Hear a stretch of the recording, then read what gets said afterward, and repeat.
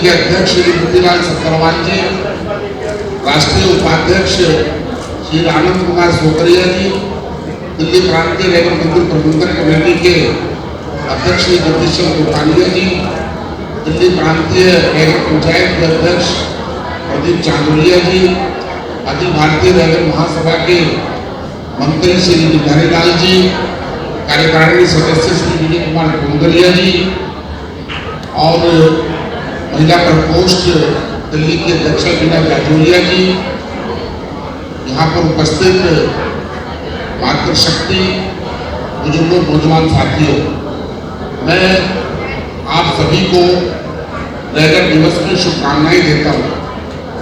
और इससे मंच पर हमारे समाज के बच्चों ने बहुत अच्छे सांस्कृतिक कार्यक्रम किए, उनको मैं साधुवाद देना चाहता हूँ कि बच्चों की प्रतिभा इसी प्रकार से निकल कर आती है। हमें इस प्रकार के कार्यक्रमों के अंदर ऐसे कार्यक्रमों को जोड़ेंगे तो बच्चों को भी उत्साह बढ़ेगा। आज हम लेबर दिवस वास्तव में तो 2 नवंबर का है, लेकिन दिल्ली की इकाई ने आज रविवार का फायदा उठाते हुए आज का कार्यक्रम किया है। और लेबर महासभा का पहला अधिवेशन 2, 3, 4 नवंबर को दौसा के अंदर हुआ था 1944 में, और इसलिए हमने इसे 2 नवंबर का तय किया है। पिछले 4-5 वर्षों से हम लेबर दिवस को मनाते हैं। मैं ज़्यादा लंबी बात नहीं करना चाहता, क्योंकि काफ़ी समय से आप 11 बजे से यहाँ बैठे हैं, और जब ज़्यादा लंबा समय हो जाता है तो लोगों को मन के अंदर बड़ी देर तक बैठने की आजकल कैपेसिटी भी नहीं है। इसलिए मैं अपनी बात को संक्षिप्त में रखूंगा कि हमारे धर्म गुरुओं ने हमारे समाज को आगे बढ़ाने का प्रयास किया। धर्म गुरु स्वामी ज्ञानस्वरूप महाराज जी ने, उनके परम शिष्य स्वामी आत्माराम लक्ष्य जी ने अखिल भारतीय लेबर महासभा की स्थापना की थी, और उसके बाद से लगातार लेबर महासभा ने समय समय पर अपने कार्यक्रम किए। मैं एक बात जरूर कहना चाहता हूँ कि जब हम ज्ञानस्वरूप महाराज जी को याद करते हैं तो हमारे समाज के बहुत सारे लोग स्वामी रामानंद जी को भी याद करते हैं, स्वामी आत्माराम जी को भी याद करते हैं, और हम अनुसूचित जाति से आते हैं तो एक बात कहते हैं कि हमारे वसीयत डॉक्टर भीमराव अम्बेडकर है। मैं डॉक्टर भीमराव अम्बेडकर का बहुत बड़ा समर्थक हूँ, मेरी बात को कोई अन्यथा ना ले, लेकिन हमें ज्ञान होना चाहिए डॉक्टर भीमराव अम्बेडकर ने अनुसूचित जाति समाज के लिए क्या क्या काम किए। अगर वास्तव में उन्होंने लेबर समाज के लिए काम किया है तो उनकी भी धर्म गुरु ज्ञानस्वरूप महाराज जी के साथ उसी प्रकार से पूजा होनी चाहिए। 6 दिसंबर 1956 को डॉक्टर भीमराव अम्बेडकर जी का उन्होंने आखिरी सांस ली, और दिल्ली के लेबर समाज को 1958 के अंदर आरक्षण मिला। तो मैं ये कहना चाहता हूँ कि लेबर समाज को आरक्षण देने के लिए डॉक्टर अम्बेडकर का कोई योगदान नहीं है। और आज लेबर समाज को आजादी के 75वें साल के अंदर भी महाराष्ट्र के अंदर लेबर समाज को आरक्षण नहीं है, आज मध्य प्रदेश के अंदर आरक्षण नहीं है, आज गुजरात के अंदर आरक्षण नहीं है। तो ये कमी या ज्ञानस्वरूप महाराज जी की है, या डॉक्टर भीमराव अम्बेडकर जी की है, या भोलानाथ मोहनप्रिया जी की है जो पहले अध्यक्ष थे, या आज के वर्तमान अध्यक्ष एस.के. मोहनप्रिया जी की है। ये जिम्मेदारी भी हमें किसी को लेनी होगी। क्या हमारे लेबर समाज के साथ इस प्रकार से जातियों के अंदर, जातिवाद के अंदर, उन जातियों के अंदर लेबर समाज को धकेलने का जो काम किया है, किन लोगों ने किया है, हमें ये भी सोचने की आवश्यकता है। 1954 के अंदर भारत रत्न जो है, सबसे पहले भारत रत्न डॉक्टर राधा कृष्ण जी को मिला, और 1990 के अंदर डॉक्टर भीमराव अम्बेडकर जी को भारत रत्न दिया? क्या कारण था कि 1990 के अंदर भारत रत्न को खो दिया गया? यह भी प्रश्न चिन्ह है। क्या डॉक्टर अम्बेडकर को पहले नहीं मिलना चाहिए था?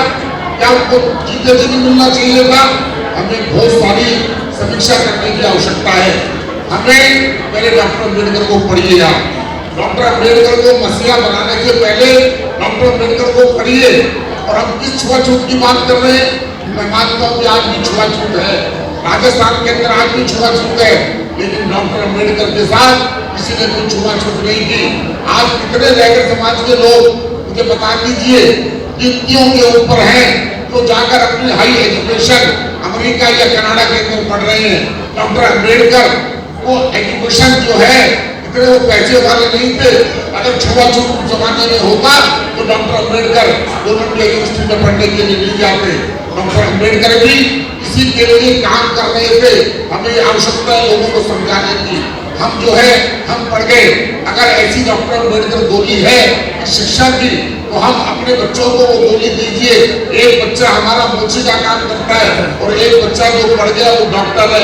इसमें डॉक्टर अम्बेडकर क्या करेंगे? ये डॉक्टर अम्बेडकर को सारी की सारी मसीहा डॉक्टर अम्बेडकर है ये कहने की आवश्यकता नहीं है। अगर आज ये जो नाटक हम यहाँ देख रहे थे, वो नाटक का मतलब क्या है? उस समय हमारी शिक्षा के अंदर अज्ञानता थी और उसके लिए 19 आजादी से पहले डॉक्टर भीमराव अम्बेडकर से पहले अगर किसी ने शिक्षा का नारा दिया था कि शिक्षा शून्य कौन कभी तरक्की नहीं कर सकती, वह ज्ञान स्वरूप महाराज जी ने दिया था। तो डॉक्टर भीमराव अम्बेडकर ने नहीं दिया था। मैं डॉक्टर भीमराव अम्बेडकर का विरोधी नहीं हूँ, कोई इस बात को सोचे, लेकिन जब हम समाज के अंदर बैठे हैं अपने धर्म गुरुओं का अपमान करके और किसी को ऊंचा दिखाने का काम करेंगे तो मुझे लगता है कि हम अपने समाज के साथ धोखा करेंगे। हमारा छठा अधिवेशन तालकटोरा में हुआ था। उस तालकटोरा के जो प्रस्ताव थे उन तालकटोरा के प्रस्ताव को इम्प्लीमेंट करने की आवश्यकता है और इसको काम करने का काम जो था BL रमन जी के नेतृत्व में हुआ था। डॉक्टर मोहन प्रिया जी को वो काम करने चाहिए थे। ये बात ठीक है कि कोविड का काल आ गया। जब हमने विज्ञान भवन में ओम बिरला जी को बुलाया था तो हमने उनके सामने अपनी मांगे रखी थी। मैं ये कहना चाहता हूँ कि अगर आज महाराष्ट्र के अंदर आरक्षण नहीं है, आज गुजरात में आरक्षण नहीं है, तो उसके लिए अगर कोई जिम्मेदार है तो देश में जितनी भी सरकारें हैं, चाहे वो कांग्रेस की सरकार थी, चाहे भारतीय जनता पार्टी की सरकार थी, चाहे जनता दल की सरकार थी, वो सरकारें जिम्मेदार है। और अगर उनसे ज्यादा अगर कोई जिम्मेदार है तो अखिल भारतीय रैगर महासभा है। रैगर महासभा ने आज दिल्ली का आरक्षण दे देते हैं, गुजरात के आजाद देखिए। हम तो इसी प्रकार से लड़ रहे हैं। हम फेसबुक के ऊपर जो मर्जी लिख दो, किसी के बारे में भी लिख दो, लेकिन पढ़ तो लो इतिहास हमारा क्या है। पहले हमें बराबरी का अधिकार चाहिए। आज हमारा राजस्थान के अंदर हम जटिया के रूप में जाना जाते हैं, जहाँ रैगर समाज की पॉपुलेशन सबसे ज्यादा है। आज मेजबान बिरादरी वहां पर किस प्रकार से राजनीतिक सत्ता के अंदर है और रैगर समाज का एक MLA कांग्रेस पार्टी देती है, एक MLA BJP देती है, जिसकी हवा होती है वो जीत जाता है। हमें इन ऐसी गोष्ठियां करनी चाहिए, हमें लोगों को बताना चाहिए, हमें अंधभक्त नहीं होना चाहिए। हम अंधभक्त होकर जो बात करते हैं, अंधभक्ति से बाहर निकलिए, सच्चाई को देखिए कि डॉक्टर भूपराम जाजौरिया जी ने अगर 1958 में आरक्षण की बात की थी, समय समय पर संविधान में संशोधन हुए हैं। आज संविधान सभा के द्वारा आज हमारे देश के राष्ट्रपति हैं, उनसे अखिल भारतीय रैगर महासभा समय ले, हमारे देश के प्रधानमंत्री से समय ले, हमारे देश के स्पीकर से समय ले और कहे कि दिल्ली की तरह हमें भी रैगर जाति को आरक्षण मिलना चाहिए। आज पूरे जाट समाज में कश्मीर से कन्याकुमारी तक आज आरक्षण नहीं था।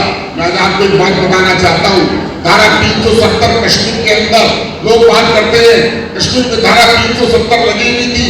ये केवल पंडितों का और मुसलमानों का झगड़ा नहीं है। धारा 370 के तहत वहां पर बाल्मीकि समाज को भी आरक्षण नहीं था, वहां भी आरक्षण मिला है। हम इन सब समाजों के अंदर हम बढ़कर रह जाएंगे। हमें हमारी सबसे बड़ी बात जो है, हमें जो आरक्षण का हमारा संवैधानिक अधिकार है, हमारा मौलिक अधिकार है, 75 साल के अंदर अखिल भारतीय रैगर महासभा अगर पूरे देश के अंदर आरक्षण नहीं दिलवा पाई तो उसकी हमें समीक्षा करनी चाहिए। मैं बहुत बोल सकता था, लेकिन समय काफी लंबा है और आप तो विचार कीजिए, दिल्ली के महासभा को विचार करना चाहिए, राष्ट्रीय महासभा को विचार करना चाहिए। इंदिरा गांधी जी हमारे जयपुर के अधिवेशन में आ गई और उसके बाद भी आरक्षण न मिले गुजरात के लोगों को। ये इंदिरा गांधी की कमी नहीं है, हमारी मांगने की हमारी शक्ति नहीं है। हमारे तो हम जूतों में दाल बांट रहे हैं, एक दूसरे को नीचा दिखाने का काम कर रहे हैं। मैं बड़ा हूं या तू बड़ा है, इस बात से समाज का भला होने वाला नहीं है। मैं आज भी आपको कहना चाहता हूं कि मैं दावे के साथ कह रहा हूं, आने वाला समय दिल्ली की राजनीति में लहर समाज के लिए शून्य होने जा रहा है। जो यहाँ पर MP बनते थे, जो यहाँ पर MLA बनते थे, आज हमारे हाथ में नहीं है।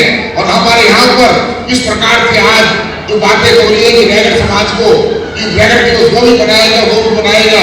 अरे हम भी रविदास जयंती बनाते हैं, हम भी डॉक्टर भीमराव अम्बेडकर की जयंती बनाते हैं। रविदास जी को रैगर नहीं थे, लेकिन रविदास जी को हम मानते हैं, अम्बेडकर को भी हम मानते हैं। अगर कुछ लोग तो राजनीति करने की बात करेंगे कि अगर एक जाटव समाज जो है कि वो रैगर दिवस मना रहा है तो हमारे ऊपर एहसान नहीं कर रहा। रैगर समाज के हजारों वोट हमने दिए हैं, चाहे कांग्रेस को दिए हो, चाहे आम आदमी पार्टी को दिए, चाहे BJP को दिए हो।